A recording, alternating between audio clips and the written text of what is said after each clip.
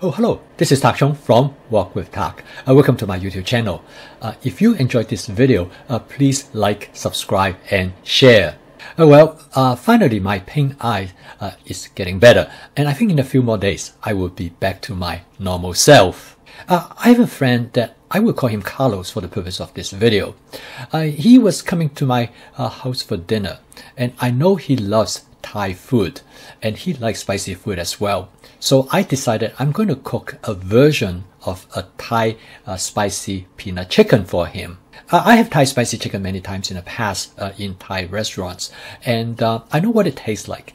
So I'm going to create a version of my interpretation of this dish. I've never cooked this dish before, so it will be fun. I'm looking forward to see how it is going to turn out and how Carlo is going to like it.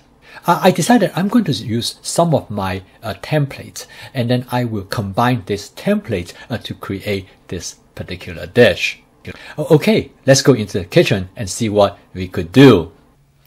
The first thing I'm going to do after I get into the kitchen is to remove some chicken from the freezer. Because I would like to have chicken anytime I want, so I freeze my chicken in such a way that when I want some chicken, I can just take it out from the freezer and put it in a bowl of water, and in about 10 minutes, it will be thawed out and ready to go. If you're interested in this approach, you can take a look at this video. This makes chicken always available whenever when you need them. I then coat the chicken with 1 tablespoon of cornstarch.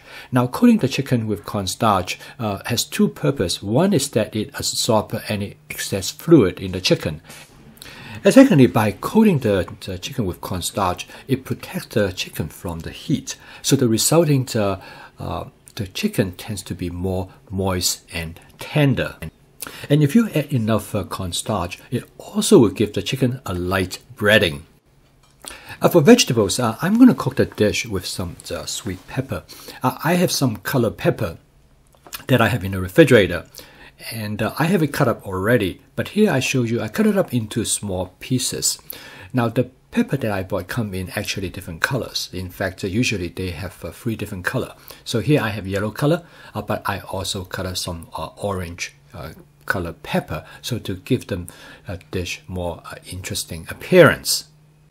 One prep ingredient that I always have in my refrigerator is a scallion. Each week I will cut up about 1 to 2 bunch of scallion and set them in the refrigerator. I will use them as a garnish for this particular dish, and they can be used for many other purposes. So this is one thing I will always recommend people to keep in their refrigerator.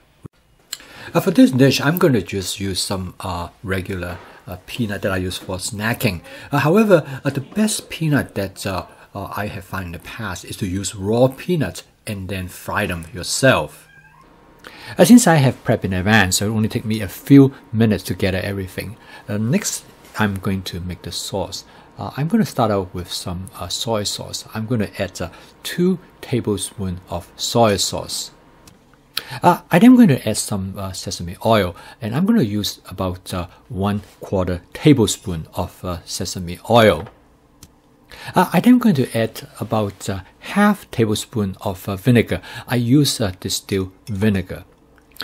I like to have the sesame oil and the vinegar in making this sauce because they add to the complex flavor of the sauce. And next, I'm going to add 1 tablespoon of sugar. Using my flavor chasing approach, I frequently make changes to this basic ingredient that I add to in making the sauce. The next item is important, that is cornstarch. I add about half tablespoon of cornstarch. This will be used to thicken the sauce to create a gravy-like texture.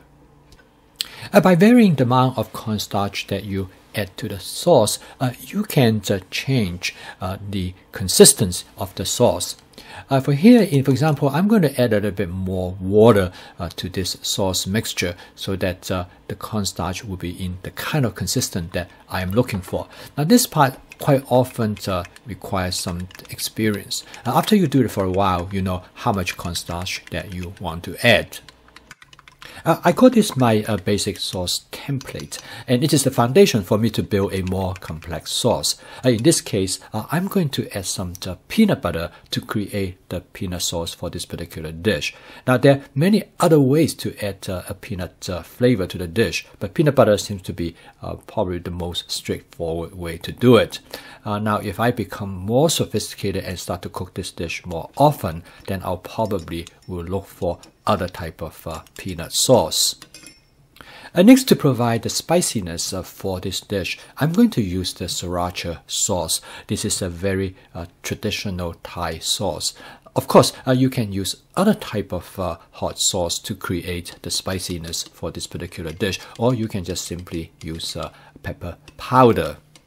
After I mix everything together, I give it a quick taste test, and it tastes pretty good to me. So that's what I'm going to go with for this particular dish. I start by adding 2 tablespoons of canola oil to my 14-inch Cuisinart stainless steel wok. I spot season the wok with my spot seasoning method. You can take a look at this video for more information about how this method works in a stainless steel wok. I then add about 8 ounces of chicken to the wok. As you can tell that the chicken tend to stick together, and I use a pair of tongs to separate the chicken and to lay them out as much as I possibly can. And the tongs works very well because I want to have the chicken to be fried slightly. It's almost like a shallow fry, so I do not want to use the wok spatula because the tongs will give me much better control of how to move the chicken around. And you probably noticed that I do not put a lot of oil to fry the chicken. There are 2 reasons. The first reason is that by reducing the amount of oil, the chicken tends to absorb the oil, and it will come into contact with the hot surface of the wok, and that will cause browning, and that will give the chicken a better flavor. And secondly is that less oil is also more healthy. And next, I switch to a wok spatula before I start to add pepper to the dish. I start out by adding some yellow pepper, and this I follow by adding some orange pepper. They basically taste the same, but sometimes I feel like when I cook, I almost like an artist because I want to bring about the visual appearance of the dish. And next, I'm going to add half cup of tomatoes, which not only provide flavor but color as well. And in order to maintain the freshness of these ingredients, I do not cook them for too long. And next, I'm going to add the sauce, but I want to make sure that I stir the sauce really well before I add to it. So okay, finally, I add the peanut to the dish, and the dish is done.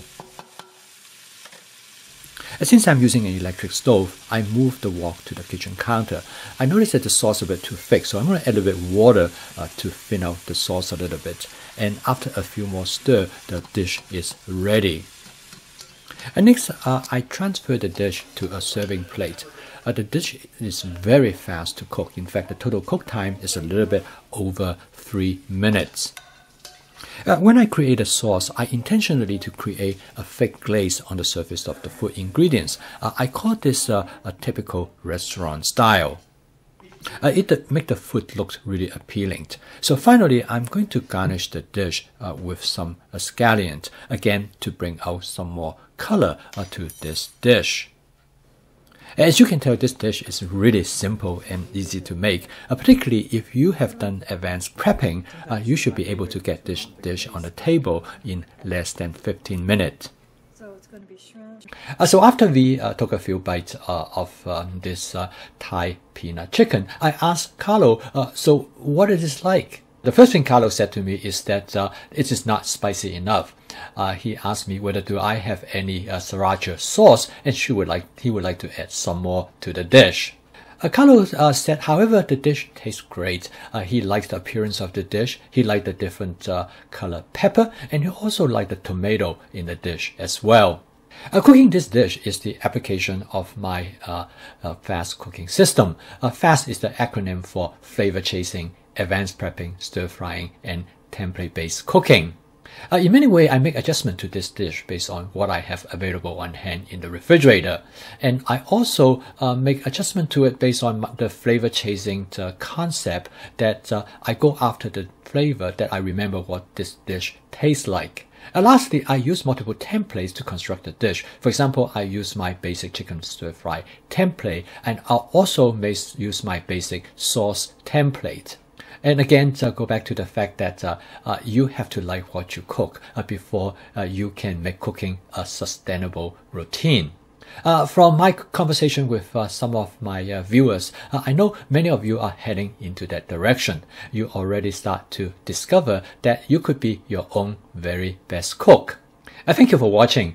If you enjoy this video, please like, subscribe, and share. See you next time.